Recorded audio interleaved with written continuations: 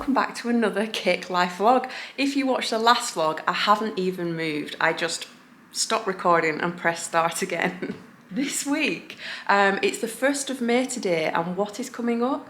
On the 4th of May, it is Star Wars Day. I'm naturally making a Star Wars wedding cake, but with a little bit of a twist. We've got a little bit of Nightmare Before Christmas in there, which is amazing. So that's what I'm working on, and I've also slipped a little birthday cake in as well, and I know what you're going to say. I took on a Minecraft cake.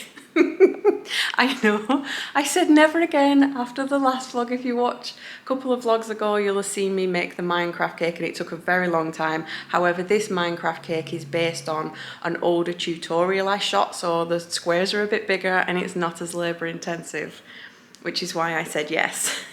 So that's what I'm working on this week. I have 2 bowls of ganache already on the go, but I can't start work just yet because I've forgotten to bring my saw and my drill. So I need those because the Star Wars cake is got a double barrel middle tier, so I will post the tutorial I have for this below. Usually if it's a regular tiered wedding cake, so this is a 579, if it was just a regular 579, I would stack it and decorate it as all my cakes completely normally. However, this 7-inch is a double barrel, which means it's taller than average. And we're taking it on a 2-hour plus trip. It's going just past Birmingham. So when I have a taller tier going on like a tall wedding cake, I like to put a central dowel in to stop the cakes from, like, you know, sliding off. So I have my drums marked up here. So this is my 5-inch. I've just found the centre of this one. This is my halfway support board for the 7-inch. So this is the 7-inch cake. So it'll have some cake and then it'll have a support board and more cake because of how tall it is. So there's a notch cut out of that one there. That's nice and easy to do with a scalpel. And I always cut the hole a little bit bigger than the dowel as well, so I can shift it from side to side, forward or back to central it as I need to. And then the bottom tier is my 9-inch cake. So all these need holes cutting with a drill bit that's the same size as this, and also I need to make the baseboard for this to sit into and glue that in. And I forgot all my equipment this morning, so I've just been making ganache instead. I have my Minecraft cake in progress over here. And then I have my drill and saw, so I've been able to prep my central dowel.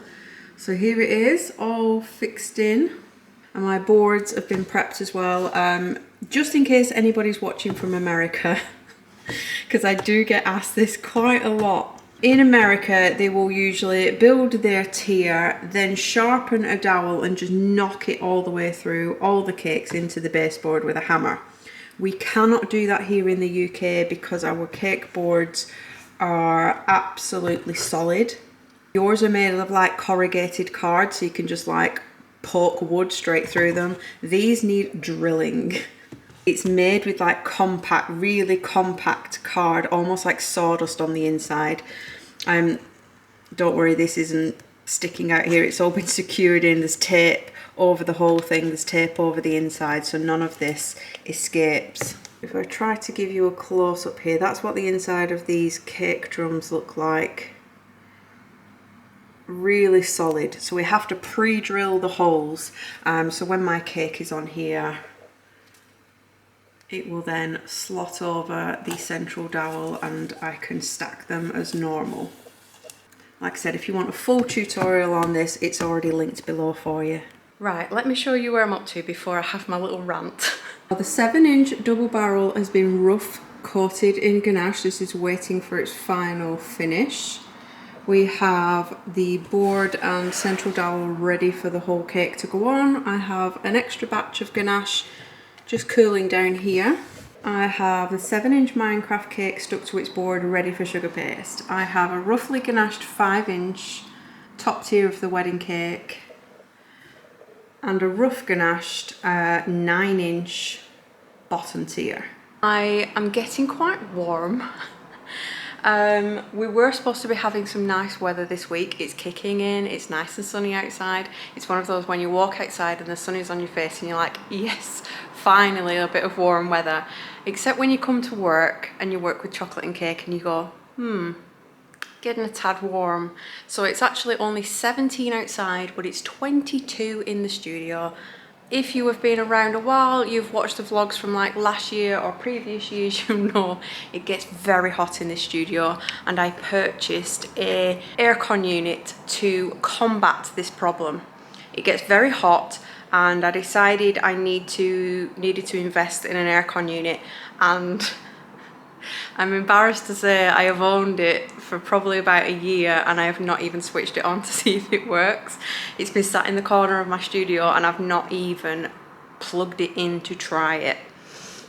However, I need to get this set up because I can feel my face is starting to sweat. 22 degrees, it's only going to get worse when the weather gets warmer. It's a very mere 17 outside, but in the corner where the aircon unit is, and which is another reason why I haven't really messed with it, let me show you. So this is my dumping ground in the corner of the studio that you very rarely see. These are my flowers for the upcoming wedding cakes, table for wedding fairs. These are all cake dummies for wedding fairs. They're usually on display, so I have like a podium here and a podium here. Here are the podiums in the box. So I usually have them out on display and on shelves so they're not taking up all this room, but I've been on so many wedding fairs at the beginning of this year, it just didn't make sense. I was getting so annoyed having to keep packaging them up, taking them out, packaging them up. I just left them. But I think I'm done with any sort of fair now until at least November. So what I'm going to do is unpackage some of these. Some of these dummies are really old now and need completely redoing. They need stripping and turning into something else. But here is the aircon unit sitting here with no vent on the back. You can still see the instructions in their plastic packet. This is my little dehumidifier that were doing the job at home all that time. Yeah, I need to remove all this stuff so I can get it set up properly and see if it works.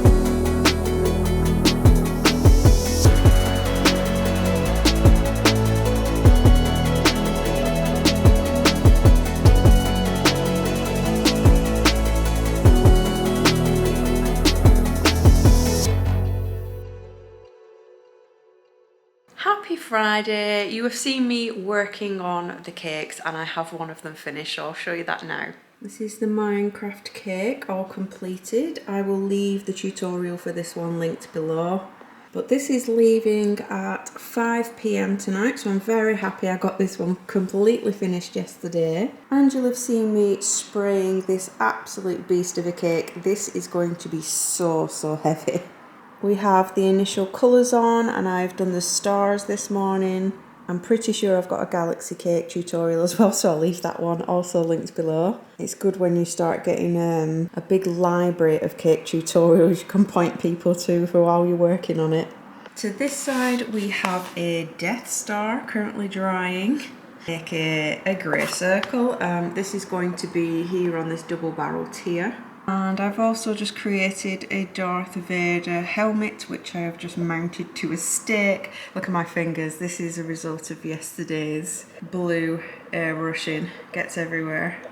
But I'm going to make another helmet. These are going to be nestled in the flowers. You'll have seen my aircon unit is now up and running. I know what you're actually supposed to do to make it work at its best is close all the windows and like seal it off where the pipe goes out, but I don't have anything to get that to work at the minute just due to how the windows open. But it is managing to bring it down a couple of degrees, I think. I'm not 100% sure if it's fully working as it should. It's a very large room, and I'm also not sure what the temperature's doing outside. Like, is it getting cooler outside, which is why it's getting cooler in here? I think the biggest test will be when like the height of summer hits. We'll see how it does then. But I'm going to crack on with this and I'll just check in with you as I'm making little bits. I am just working on the paintwork for the Death Star. I have to have very steady hands. I do get asked like, how do I paint on cakes without my hands shaking? My hands still do shake sometimes, but you'll see I'm like kind of holding my hand up with my other arm just while I get the details on. I mean, it always looks very rough at the beginning until you start layering lots of details on top, but I'm just individually adding all the squares. The bit about the Death Star is getting the squares on in actually the right shape. Well, they're not squares, but it's like they've got to be wider at the top and get narrower, and some of these ones have got to curve in to make it look round. It's like a forbidden disco ball. And these are just the initial shapes, and then I've got to go back in with like all the little lights and details on it. But I'm hoping to get this one completely finished today because I've got food shopping to fit in. Right, it's almost 2:30 now and I'm moving on to some florals. I still have some figures to do, but I think if I put the florals on first, it will show me what room I've got to play with. So these are the flowers I picked for this cake. I was sent over a mood board of some of their flowers, their table centerpieces, when I was designing their cake. So they included these like blue thistles, so you can very much tell it's like a blue and a purple theme. We have some purple roses, and then we went this really deep, it's kind of showing burgundy on the camera, but it's the deepest purple I could find at Country Baskets. So I have my little wire cutters here, what I use to trim the stems down. I have my tape and I have some straws to insert some of these stems into. You don't want to be putting these in your cake because they're all furry. Right, I've put you kind of behind me here. I might end up blocking the view, but I'm going to pop some flowers on. So it's having a little cluster in this top corner. You've probably guessed if you can see the rest of the cake. It's not quite just Star Wars. We have the Death Star here as the moon, and then we've got Spiral Hill in front of it. So you can kind of guess which characters are going on here. But I just want to put the clusters of flowers on so I can see how much room I've got. So I tend to just lay a couple on first to see maybe how many I need and where they're going to go. Because these thistles are a little bit wild. So I'm just taking my straw and popping some sugar paste down in the bottom of it just to create a little plug. And I'm going to insert the top of the cake straight down, and then I can amend and bend the flowers inside it. It's handy that there are blue straws going into a blue top of the cake, so they're hidden a little bit. Move you a little bit closer for this bottom cluster. So for a starting point, when I'm putting flowers on the board, I like to use a ball of sugar paste to anchor all these stems into so everything keeps nice and still. It's nice and soft, I can squash it around where I need it to, and it will set hard with the stalks inside, so everything shouldn't move around. For this one, we don't necessarily need to wrap the stems because they're just going into this ball of paste and the whole thing's going to be removed and not being eaten. So we can just start shoving some of these straight in. So I'm going to hold that one about there, pop some roses in. And I very nearly forgot to add Darth Vader to the top. There's another helmet going here and I must remember to put it on. Here he is. Now this is quite top heavy, so I want to kind of make sure he's not going to go anywhere. Do I want to put him down at the front? I'm going to give him his own little ball of sugar paste down right between these two flower heads. So I'm just going to manoeuvre that in between, stick it to the board. Pop him in there so we can see him. And then just carry on packing flowers around him to keep him in. This big thistle in here somewhere. Just drapes over the front of the helmet nicely to bury him in there. So I'm just second guessing now because this flower here, I think it's a little bit too big and open, so I might remove that. Put this one in that's ever so slightly a bit more closed instead.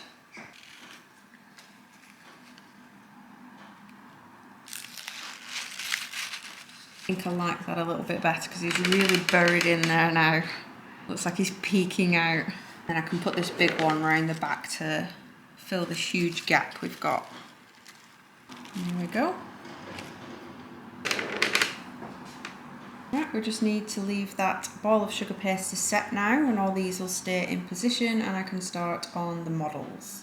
5:45, it is now tea time. I've been dropped off a lovely little pizza and a handful of chips. The Minecraft cake is gone. There is some major carnage going on over here, but I'm almost done. The only thing that's missing is Zero's little pumpkin nose. We just need to stick his little nose on once his mouth has been left to dry a little bit.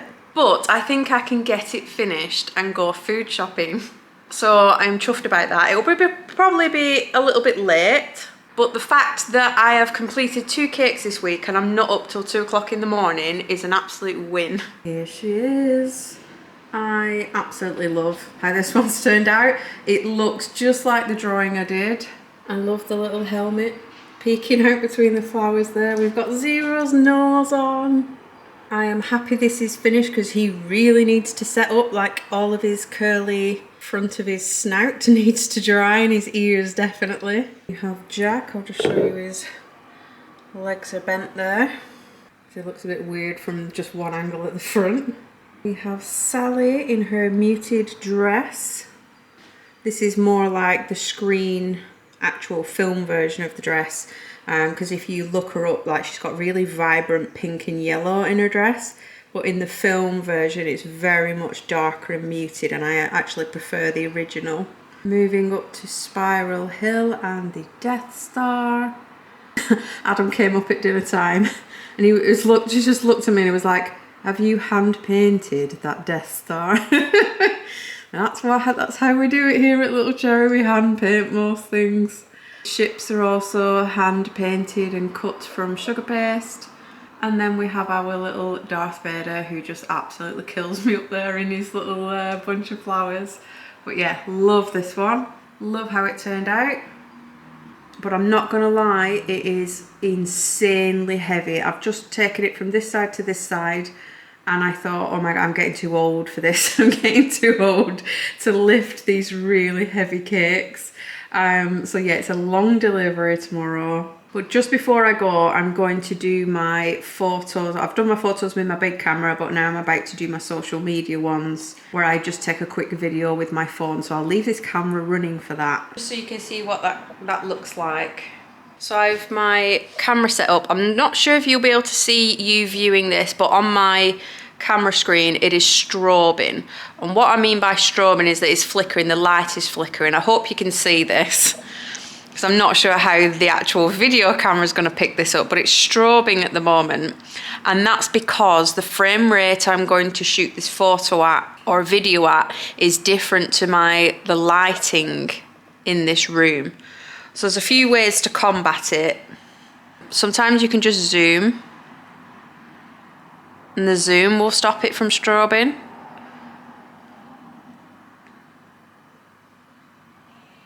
Another way is to play with the exposure. So it's this button here with the plus and the minus on, and you can up the exposure. You can see it stopped flickering. So yeah, this is just how I combat it when I'm doing videos or photos. So I'm going to do some video first, and this will just be me capturing like a reel for Instagram. And what I'm doing is just videoing lots of short little clips. I used to do the whole cake all at once, but now I just do little clips here and there, and then I can edit them together into a reel and then make them match the music, whatever music I'm using, which is usually a trending audio.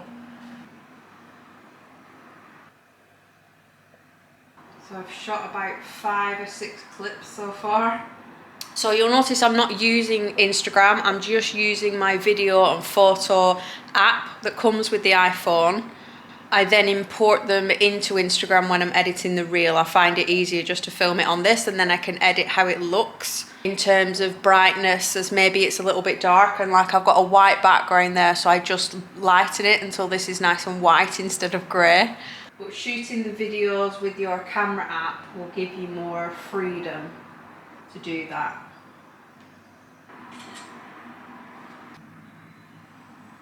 Right, so that should be it. I'm going to leave this to set now. I will box it in the morning and invoice it. I can go and do my food shopping now. I'm going to Aldi to pick up a mini chopper. Aldi have some mini choppers in for chopping vegetables. And I've never owned one before, and I'm sick of chopping little tomatoes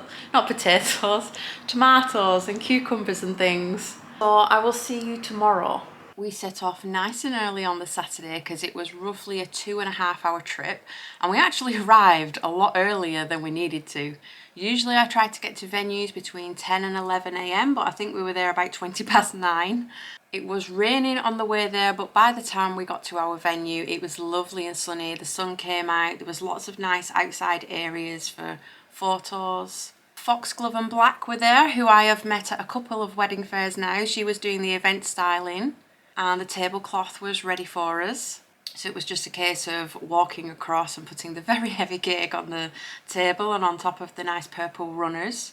None of the details were quite out yet because, like I said, we were early, but I have seen pictures from the day and it looks so cool when it was all done up. There were lightsabers and stormtroopers at the wedding, and all the tables had different helmets on as well. As usual, after any cake delivery, no matter what time it is, it's always dinner time. So we were eating dinner probably about 10:30 in the car. We just pulled up on a nice quiet lane, had a nice little view and some sandwiches. And then on the way back, we drive through Henley-in-Arden, I think it's called. And I filmed some of the buildings for you because I know there's a lot of people in America or just people outside of the UK who like to see different parts of the UK, usually the scenery, but I thought these houses and buildings might be of some interest to you. Very picturesque, especially with the sun shining, but a really nice area to drive through. So yeah, it went totally fine. You can probably see my paint samples behind me on the wall. I have my paint samples up here on the drawers. I still haven't decided between the pinks. This one and this one, so the third one and the fifth one, are my favourites. This one is my favourite pink. It looks pink, but it starts to look a little bit lilac when it turns to night time or the light changes and goes behind the house. That's when that turns purple. And this one, I call this one like a very grown-up pink. It's a very adult pink, however this one does turn brown. So this is the problem I have. I either go really, really warm to the point it looks brown or really cold to the point it looks purple. So that's what I'm struggling with. But I need to make a decision because I want to brighten this living room up, and we've gone with, we already had mustard and pink in here anyway, but we do still have a lot of grey carpet, grey couch, grey wallpaper, grey paint. So yeah, I just wanted to bring a bit more colour in, and I'm going to show you the chair cover I got. This is the IKEA chair, and we bought it in dark grey. And then one day Kai put his bag on here that was a little bit wet, so it had like a wet ring stain on the cushion, and with Adam sitting here, he always has his head here. So this had a little bit of a mark on it. Nothing too drastic, but with it being grey and everything else is grey, we wanted to brighten it up, and I found this cover. It was £18. It just needs tucking in so it's nice and tight, but it makes the room look so much more sunny, bright, colourful, especially when you forgot that you've got it on and you walk in and it's like a real big pop of colour. I love it so much, I've bought it in 2 more colours. I've bought a pink one, which will match the cushions because we are going for mustard and pink. So I bought a pink one to change it up when we need to wash this one. And I've also bought a dark green one to go with Christmas because I can't see this mustard one going next to my Christmas tree and fitting in very well. So I got a dark green one for Christmas because we do have a few other green decor this time round. Yeah, if you're interested, I'll leave these linked below because I absolutely love it. Nearly dropped you then. So I'm going to end the vlog here. Thank you very much for watching, and if you're still watching, because this one's a little bit longer than the last one. Hopefully you've enjoyed seeing behind the scenes. Please leave me a comment below. I do try to get back to all of them. And I will see you again in another one.